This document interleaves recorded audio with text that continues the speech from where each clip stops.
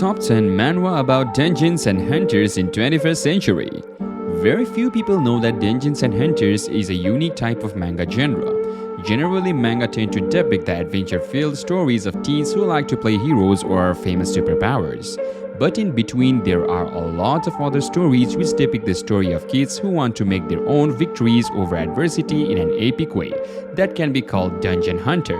If you love to read manga about Dungeons and Hunters, then this list is for you. Here I have suggested 10 such manhwa and they are all awesome. So before we begin, be sure to subscribe.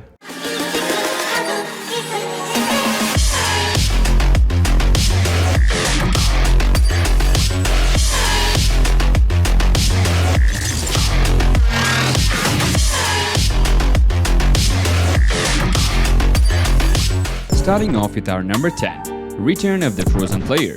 An interesting way to tell a story about gates, or levels, and skills which is highly classic. The main character is interesting and I appreciate the fact he has a clear goal.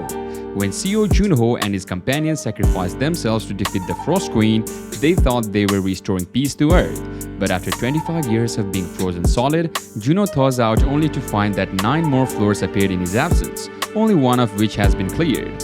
As the only one who holds the key to clearing the next floor and defrosting his friends, Juno must set up once again. But has this hero been in hibernation too long to take the world's fearsome new foes? The plot is interesting, the art is readable, and the characters are funny. That's all you need to know if you are looking to read this. Number 9. The S rank that I raised.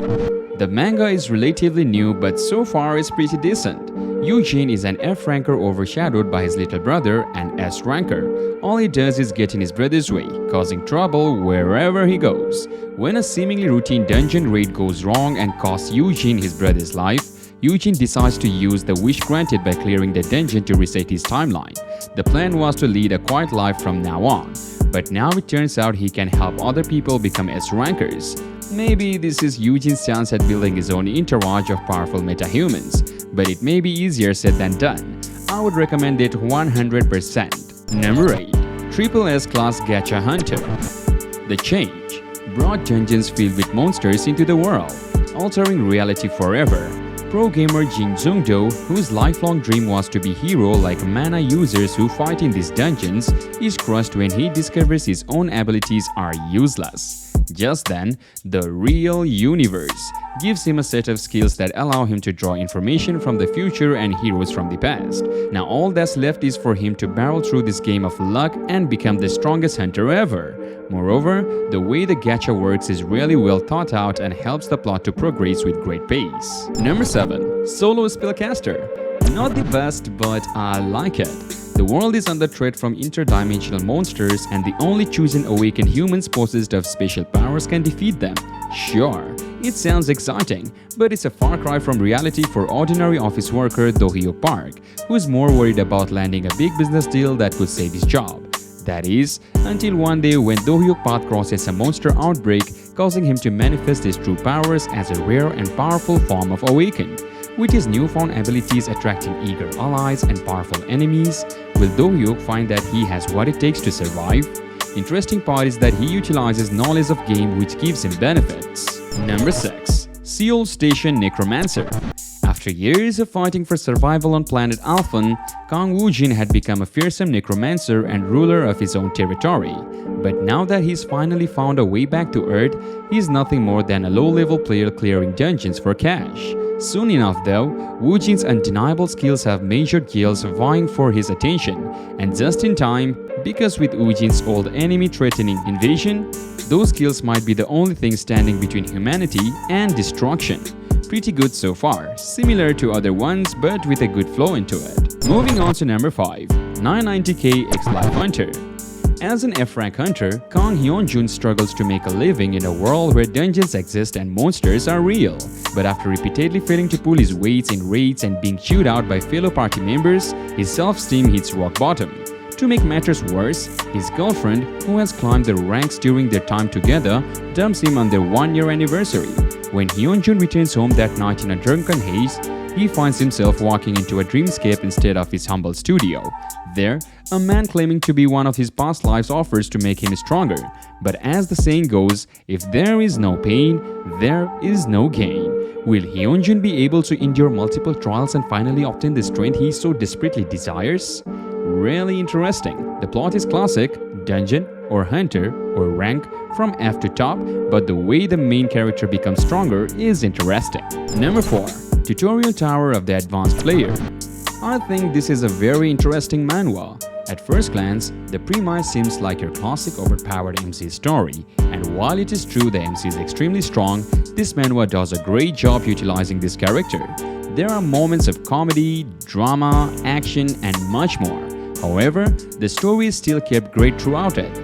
After being trapped for 12 years in a tower full of regenerating monsters, Yeonu Kim is more powerful than just about any human or monster on Earth.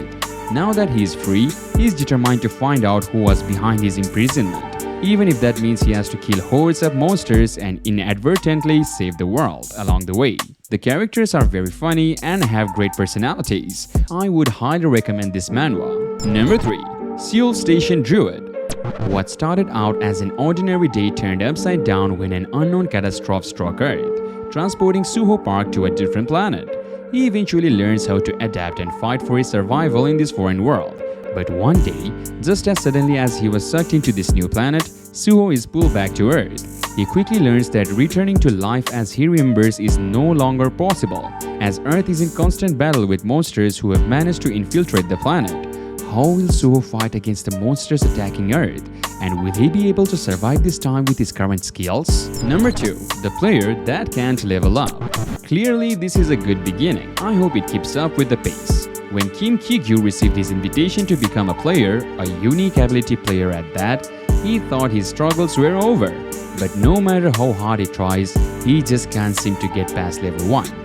After 5 years of working as a guide on the lower floors of the tower, he's finally discovered his ability to link with egos and raise his stats. As his new skill unlocks adventures in unexplored gates, Kigyu gets his chance to defy expectations and show the world that rank isn't everything. Although the plot is quite classic, solo leveling-like, the way story progresses is original. And finally, number 1. Solo leveling. First of all, I want to say rest in peace, author. The art and the fight scenes are amazing, and I get such a rush out of reading this. The story is hands down one of my favorites. I'm really happy with the ending. This manga is filled with hard work from the author. Solo leveling is very good and cool. It just ended, but it's a very nice manhwa that I have known. He's the type of cool and badass MC, but this one is good cause he has a reason to fight and he protects people. Just a short note that with a story I feel is overall great, it is something you can recommend for most readers, new or old, no matter the preferred genre. Okay people, that's all for today's video. If you want more list on this topic or even want some other, then you can comment down below, and of course, one like will be really appreciated. So it's me, your host Kiro, signing out now. Adios!